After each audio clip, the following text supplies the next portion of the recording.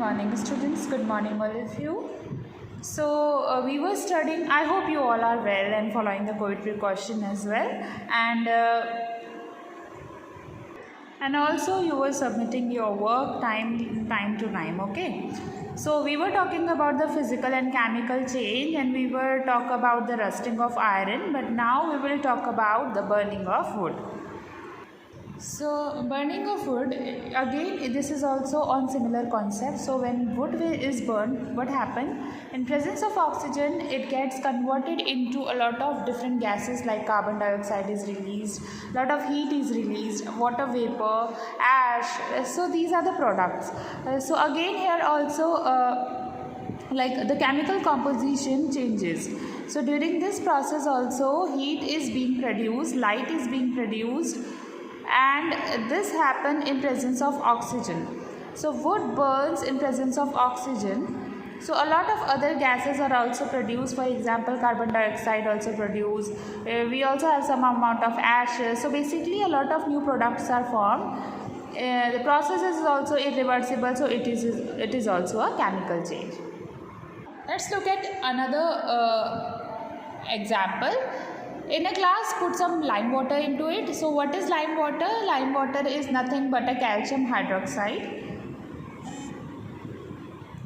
And using that straw, if you blow some air into the glass, what are you blowing out? That is nothing but carbon dioxide, because we breathe out carbon dioxide. So if you breathe out through that straw, you will see that lime water turns milky. So that is again a change, because initially it was lime water which is watery, and now it is become milky. So why it is that change happen? It is because of the change in the chemical composition. So what was this? This is basically lime water. And what is lime water? It is nothing but a solution of calcium hydroxide powder mixed with water produces the lime water. So this when does this change happen? It turns milky. It turns milky when we breathe out through this straw. So basically we are actually adding carbon dioxide to this solution. So when carbon dioxide reacts with calcium hydroxide, it produces calcium carbonate plus water. So this calcium carbonate, due to the formation of this calcium carbonate, the lime water turns milky, because calcium carbonate, which it is something which also help the constituents of marbles. So again, what is happening, if you look at the liquid inside the gas, a lot of chemical changes are happening. Calcium hydroxide is converting into calcium carbonate. So again, it is also a chemical change. Now somebody might say that okay, we learned that during physical change the appearance or the color changes. The color is changing in this also, so it should be a physical change, but whether it is a physical change or a chemical change, that is determined by whether the chemical composition has changed or not. Now in this scale, the chemical composition also changed, and therefore it cannot be a physical change, it is a chemical change.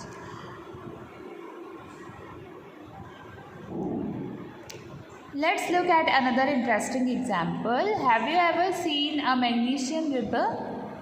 I am sure all of you know the magnesium. So this whether magnesium ribbons, which look somewhat like wrist, as you can see here, it is a rope kind of a thing which is silvery white in color, and it is not very soft ribbons. It is like a moderately hard ribbon.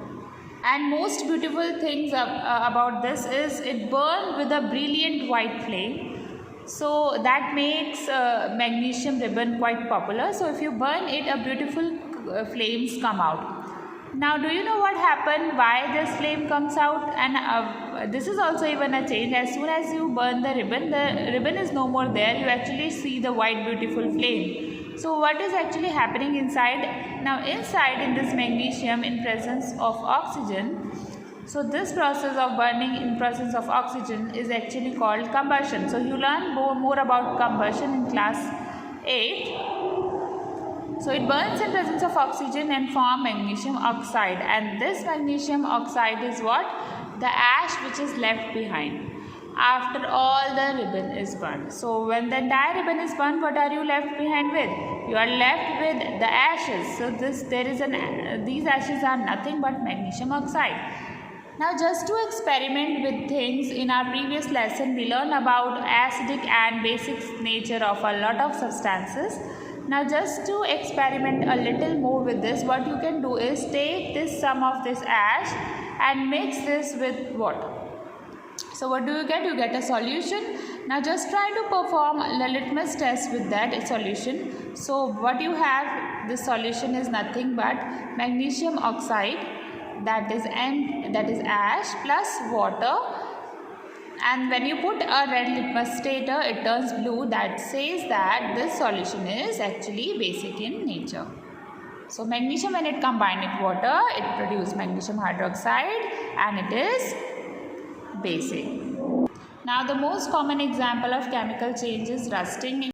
I mentioned this before also. It is a reddish brown layer over iron particles. It is not necessary that it happen only in iron. It also happen in many metal like copper also. Copper have a greenish layer. That is also happen due to rusting. Now it is take place in the presence of air and water, and it happen when iron is exposed to moist air. Moist means it will have some water, and air is oxygen. So in presence of oxygen and water, this rusting will take place. So it will acquire a coat of browny flaky substance called rust.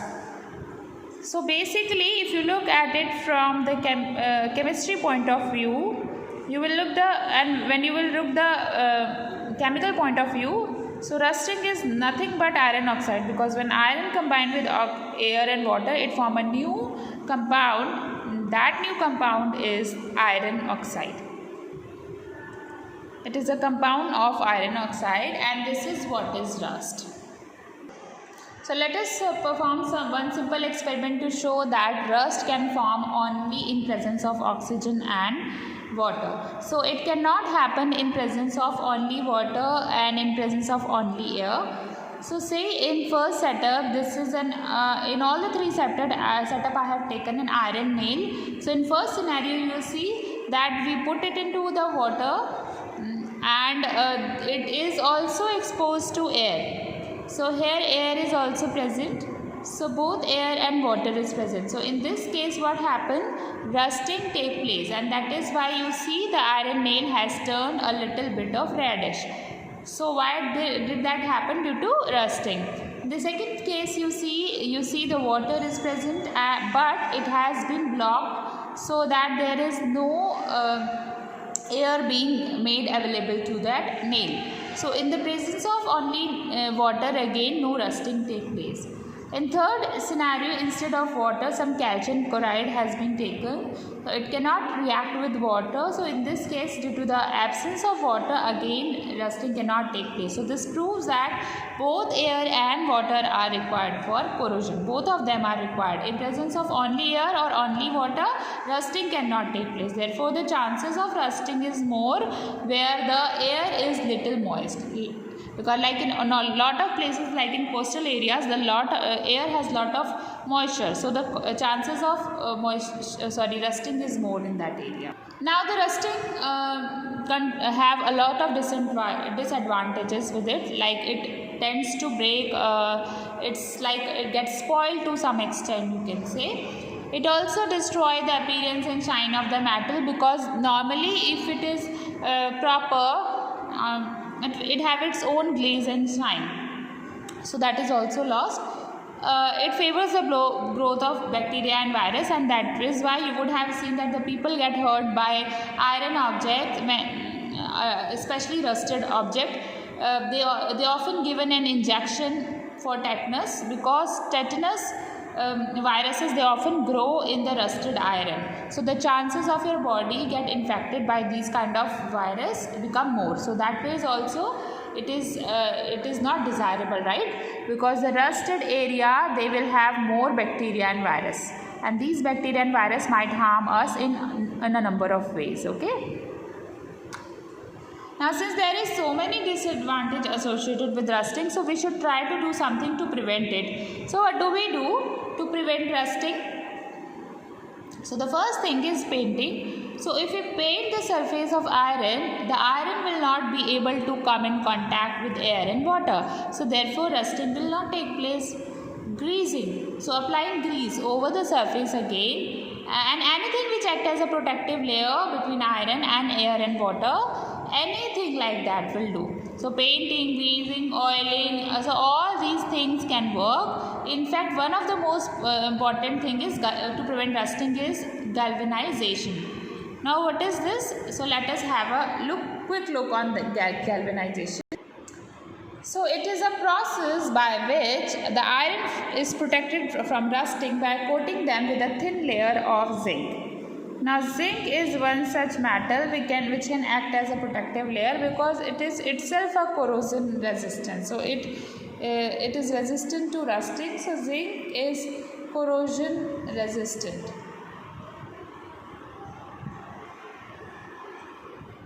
So therefore if you put one layer of a zinc over iron, what happens? The shine will also be there, at the same time the rusting will also not happen. The strength of the iron should be there. So in this page you see galvanized nail, they are well protected. So galvanization is a very useful technique by which iron can be protected from rusting. Zinc is nothing but a protective layer, like umbrella protects us from rainfall. So since therefore it is a zinc and we are like the iron, so we are being protected by umbrella. So based on all the example which we have discussed for the chemical change, what did we observe? Some of the common changes features that we observe during in all the chemical changes are, in all these changes heat is either absorbed or released. For example, if you think of a firecracker, heat is released. You think of cooking an omelette, again heat is being provided. In all of most of these examples, either heat is absorbed or heat is released, light is absorbed or a light is released. Burning wood, burning a paper, burning crackers, so all these release light. Sound is produced. The best example would be the cracker.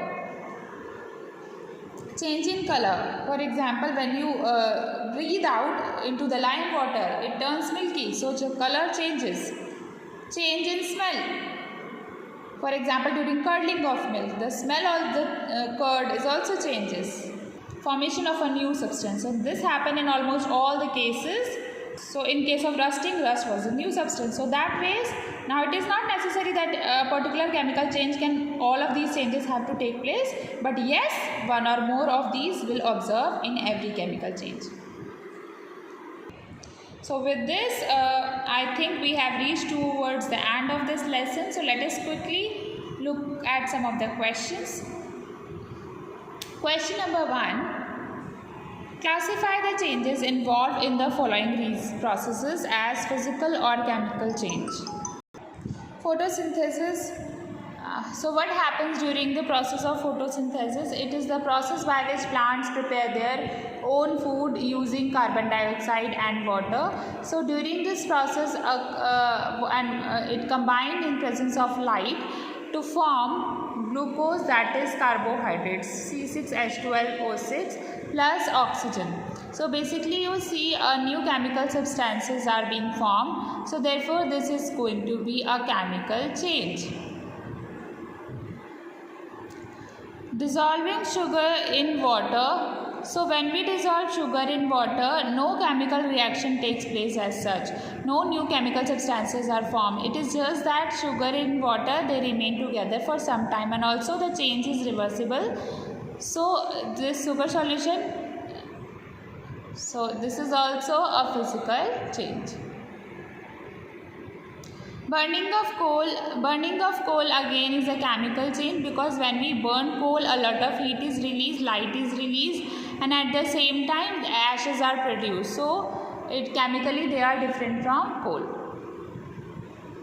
Melting of wax. So melting of wax is again a physical change. Why? क्योंकि in this case also chemical composition remain the same, that it is just the state is changing. Initially it was solid and now when it start melting it becomes semi-solid, and again it is also a reversible change. So now beating of aluminium to make aluminium foil is again a physical change because no new substances is formed. So this is again going to be a physical change.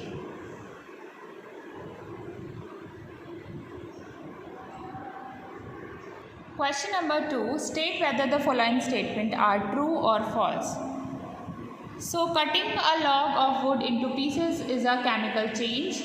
So when you cut something, it is just only the shape and size that is changing. Chemical composition remain the same. So basically this is not a chemical change, it is a physical change. So the statement is false. Formation of manure from leaves is a physical change. Now how do we form manure? Do you know how we prepare manure? All the leaves and all the vegetable waste, they are taken together and they mix together. They are kept and you put some water and allow them to get decompose. Okay, and that is how manure is formed. So a lot of chemical changes is occurring. So that is why it is not a physical change, it is a chemical change. So this statement will also false. Iron pipes coated with zinc do not get rusted easily. That is true because when you applied a coating of zinc do not get rusted. So that's how it protects the iron also from being rusting, and this process is called galvanization. So this is true. Iron and rust are the same substances. This is false because iron is Fe and what is rust? It is oxide of iron. So they are different substances. Condensation of steam is not a chemical change. That is true because when you condense a steam, what happens? It becomes water. Steam is also H2O, water is also H2O. So chemically, it still remains the same. It is only the state is changing. So it is a physical change. So obviously this statement is correct that it is not a chemical change. Question number 3. Fill in the blanks. When carbon dioxide is passed through lime water, it turns milky due to the formation of, as we saw in the reaction, calcium carbonate is formed. The chemical name of baking soda is, so baking soda is a base and it is called sodium bicarbonate.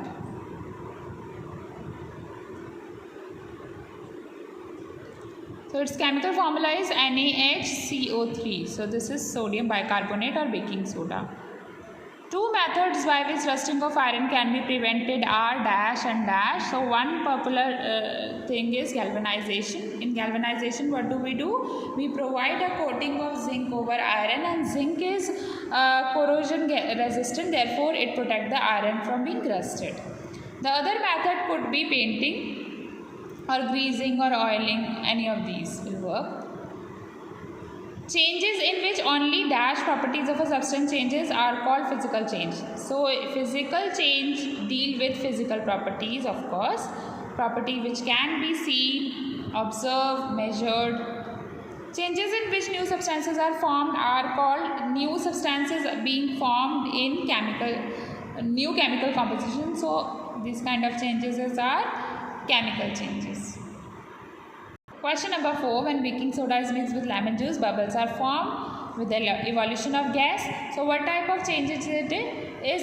So baking soda is sodium bicarbonate, that is NaHCO3. And what does lemon juice contain? Lemon contain citric acid, right? So citric acid and acids contain H plus ion.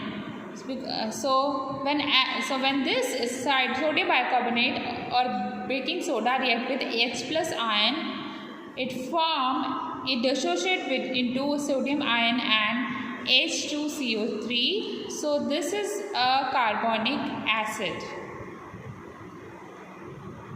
And what happens to this H2CO3? This carbonic acid further dissociates to form H2O and CO2. So this was aqueous solution of this acid in water and it formed liquid water and gaseous carbon dioxide, and due to this evolution of this carbon dioxide we see the bubbles.